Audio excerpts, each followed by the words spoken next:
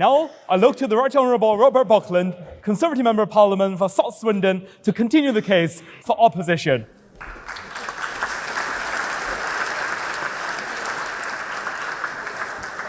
Thank you, Mr. President. It's, I suppose, axiomatic that as I oppose this motion, you would expect me to have a very high degree of confidence in this government indeed.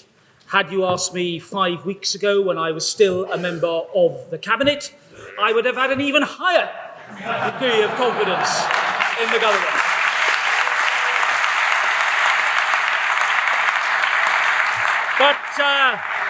But as my right honourable friend, my good friend Geoffrey Cox said, politics is difficult. There are vicissitudes, and sometimes good men and women have to give way to other good men and women.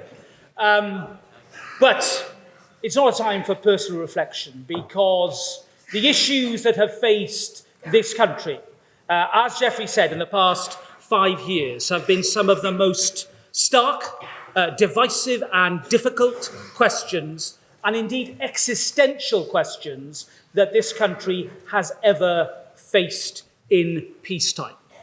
And Nick Thomason, the Honourable Gentleman, is right to say that when we faced the tsunami of COVID, that it was a collective effort of the British people, all of us, everyone in this room, our families, our friends, our fellow workers, who got us through the tumult.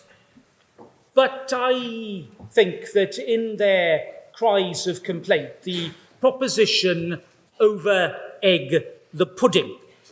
And when you look at the pudding that they try to create, it has no theme, ladies and gentlemen.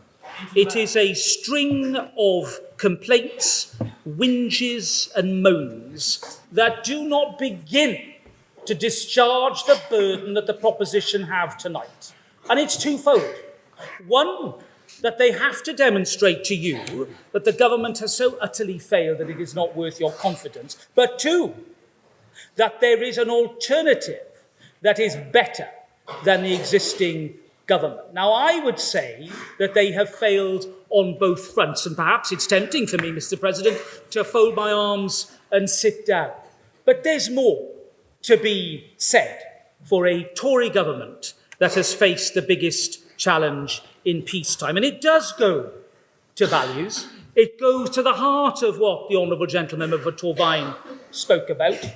And once again, the Labour opposition fall into the same old trap of sanctimony and fake morality that shows a fundamental misunderstanding of why I am a Conservative, why my colleagues are Conservatives, and why we are proud to serve in support of a Conservative government. I joined the Tory party 35 or more years ago in the middle of the miners' strike.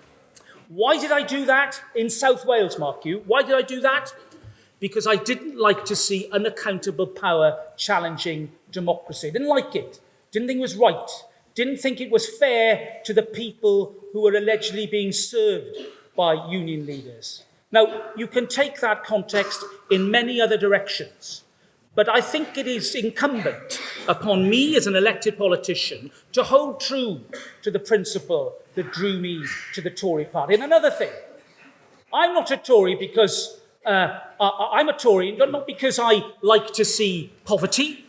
I'm not a Tory because I like to see injustice. I came into politics with the same noble aspirations as the ladies and gentlemen opposite, to end inequality, to reduce poverty, and to see the citizens of our country prosper. That's why I came into politics.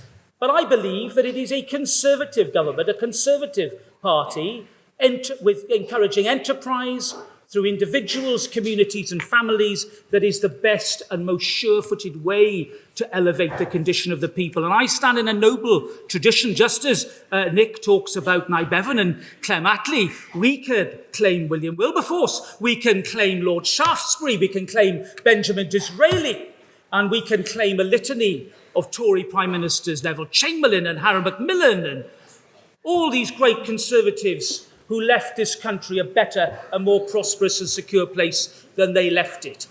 And this government is firmly in that one nation tradition. There's no doubt that the party opposite find it very difficult to pin the Prime Minister down. They think he's a chameleon. They think that he dances with the current and moves his views to suit the convenience of the opinion. But I tell you, what Geoffrey Cox said to you was absolutely on the money, ladies and gentlemen. This is a Prime Minister who not only understands the zeitgeist of the country, but leads it in a way that leaves other parties in their wake.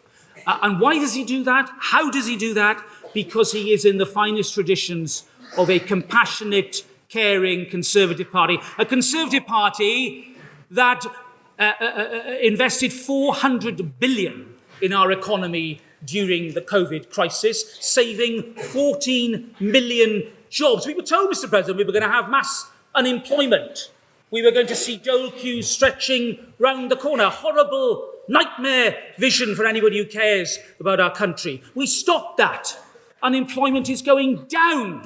We have 1.3 million vacancies for jobs in this country. Yes, they say we have a supply issue. Yes, we have a problem in the supply chain. But why is that? Because our economy is roaring back to life. Demand is driving this economy forward. Why? Because a Conservative government once again saved this economy. The Chancellor said that he would do whatever it took to save the economy, and we have delivered in spades. And when we think about the great issues of our time, I'll take another one that we haven't mentioned tonight, Mr. President, social care. How many years have we seen the can kicked down the road on an issue that affects millions of our fellow citizens, not just old people, but people with disabilities who have a lifelong need? How many times have we heard governments of all colours say that it was too difficult? This is the first government to grasp the nettle, not only in the honesty and straightforwardness of accepting that we needed a tax rise, but secondly, the willingness to prepare and produce a blueprint for the future of social care that will be coming this year. That's why I was able to support that policy in Cabinet. That's why I'm able to support a government that is prepared to get on with the job. When we won the general election with a resounding majority of 80 seats, it wasn't just about getting Brexit done. It was also about unleashing Britain's potential. That's the second half of the manifesto. We are seeing after COVID a renaissance in our economy, a rejuvenation of our society, and I believe the beginnings of a new approach to our country that is based upon partnership between government and, yes, business. And why do I say that?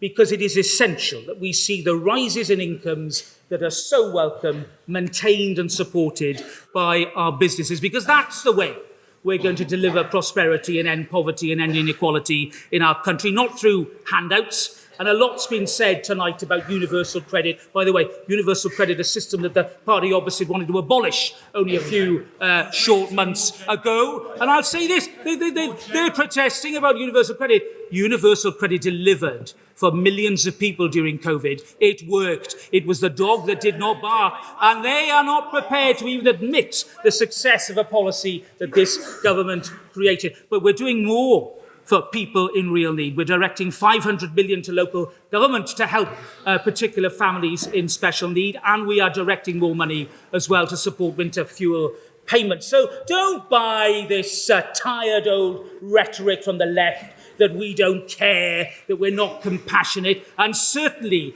don't buy this rhetoric that we are not competent. We have survived the biggest test in peacetime. Yes, it was a job like no other. Yes, there was no rule book or no guidebook to get us through it. But I am proud of what has been achieved. I am deeply proud to have had the opportunity to serve at the highest levels of government. And I'm deeply proud to continue supporting a compassionate, one-nation Conservative government that I hope will have many more years to correct the wrongs of the past and to drive up and elevate the condition of the people, in the words of my great hero, Benjamin Disraeli. Thank you.